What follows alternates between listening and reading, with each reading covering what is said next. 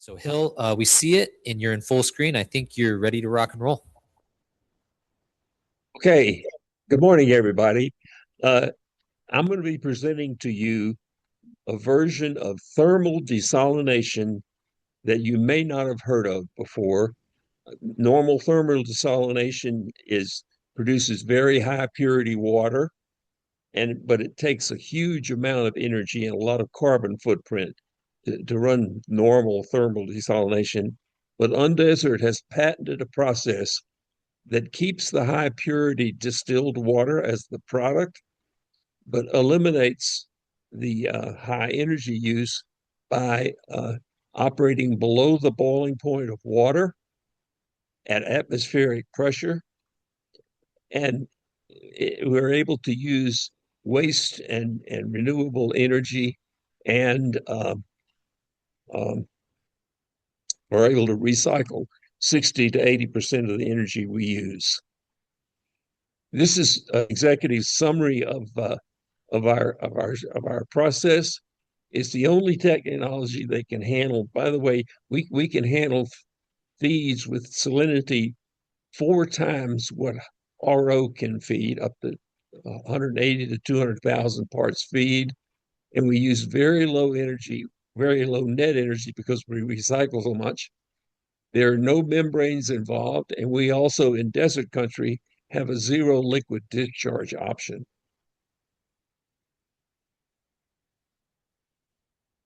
The photograph you see there at the right is the equipment that we operated in October and November of last year at Bergendorf, and we successfully demonstrated the patented part of our process, which is the evaporator humidifier. We did have some problems with the condenser, but we're already working on that for the next version of our process.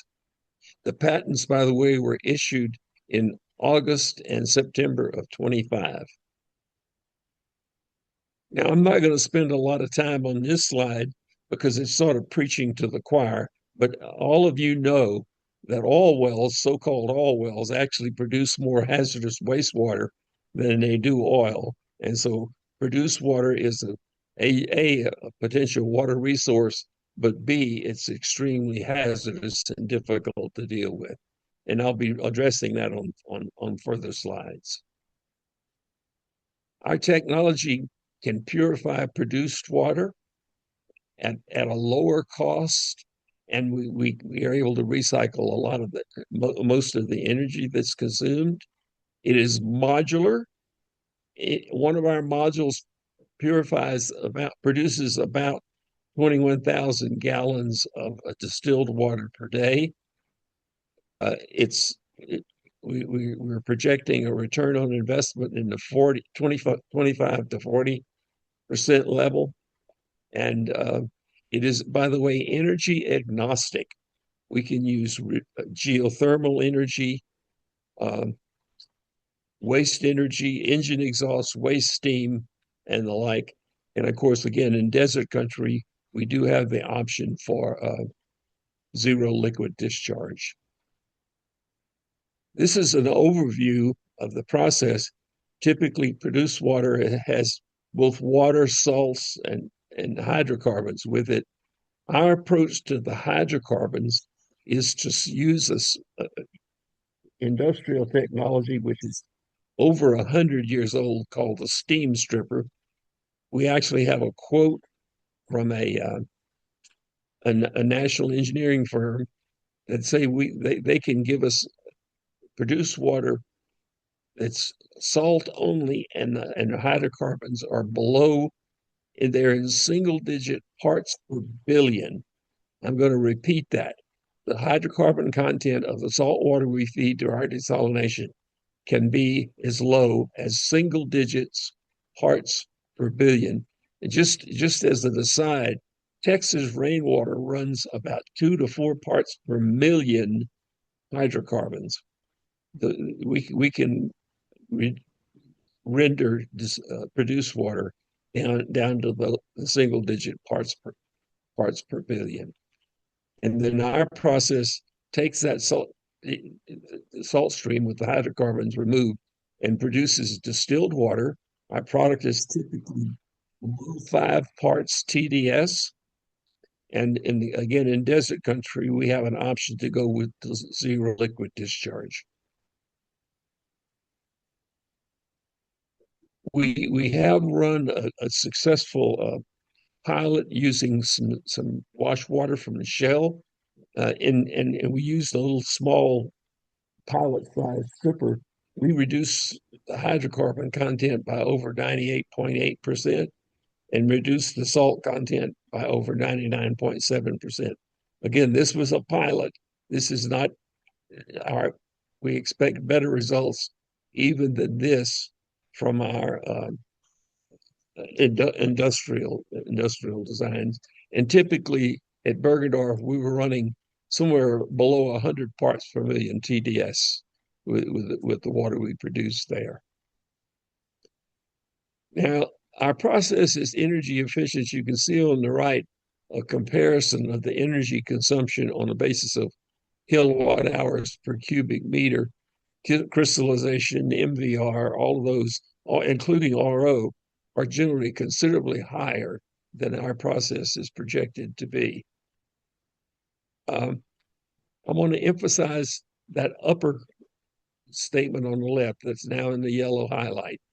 Ours is, so far as we know, the only thermal desalination process that operates at atmospheric pressure and below the boiling point of water. That allows us to use waste energy.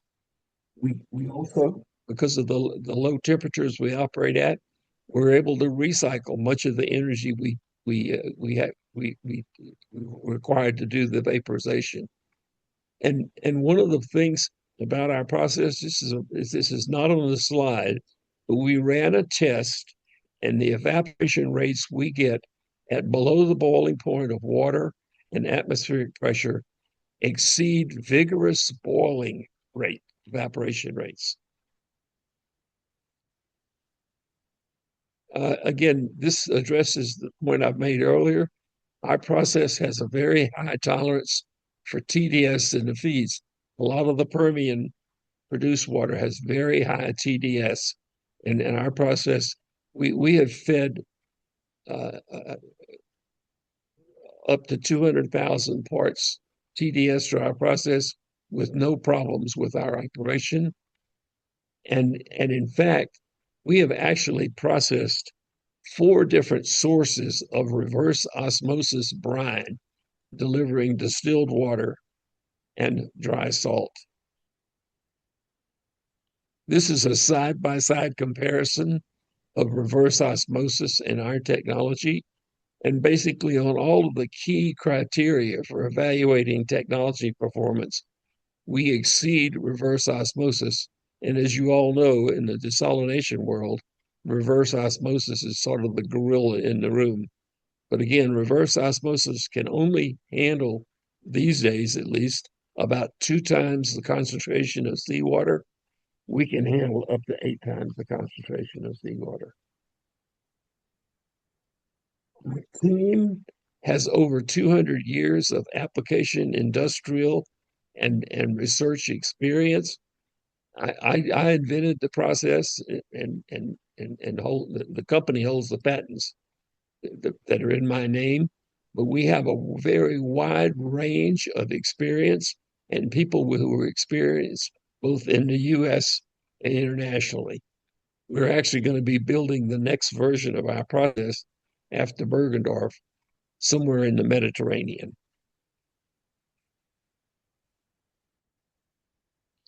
We have worked with a variety of companies and organizations along the way. These are some of our technical partners, and we're actually recruiting right now for more technical partners, because one of the things about our process is we know how to make it work. We know that it works. We have 2 universities that are working on explaining why it works. This is my contact information. There's my phone number. I live in Alamogordo. My email address is there. That's our website, www.undesert.com. And I think I've given you a lot of information here, some of which you may have never seen before. And just one sort of closing comment as far as my presentation is concerned. One of my team members actually put our operating conditions of the humidifier evaporator, our patented part of our process, into AI to see what AI would say about our operation. And AI came back bold, all caps, "This is impossible." That assured us that we're on the right track. And I'll be happy to answer any questions.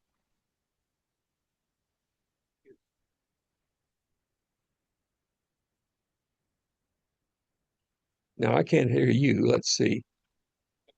Thank you very much for your applause. I saw it, but I can't hear it. I don't know what my problem is, Mr. Coordinator. That's not you, that's us. And so we're having to run mics right now, but we got a question for you in the back. Hello. Okay. Can you hear me? Yes. Okay, great. Chuck Call from GridFlow. Quick question on your costs, kilowatt hours per barrel. Your cost, I guess. Are you including CapEx in that, or is that an operational cost? That's the operational cost. That's a comparison of the operational cost. In general, our CapEx is well below RO on a per 1,000 barrel basis, or 1,000 gallon hour, which a measure is cubic meter. On dollars per cubic meter, our capitalization is well below RO. What other questions do we have? I'll just make a comment. I've been able to see your technology grow over the years, and it's been fascinating to watch it go from kind of a smaller test system, right, very passive, to what it is today. And I don't know, I had to step out, but what I saw the other day, coming to Biggendorf and chatting with you, it's pretty amazing what you've done. So really appreciate you pushing. Right, ours was the first that one you were referring to that we started with. Ours was the first all solar powered desalination that was successful at Biggendorf.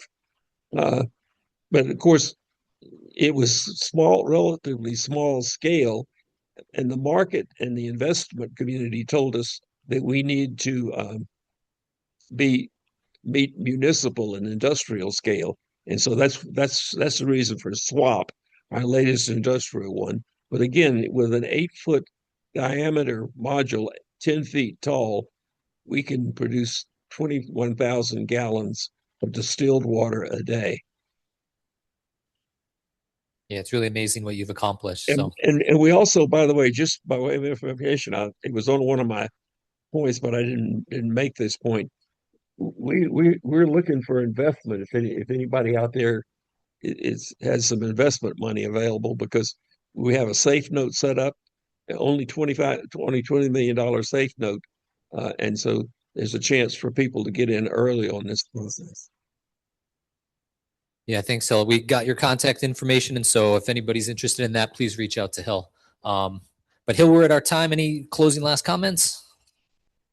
I'm really pleased to see everybody there, and I wish this organization the best of luck, because New Mexico needs water from any source it can get, and we all need to work to that. Awesome. Well, thank you very much, Hill. Let's give him one more round of applause.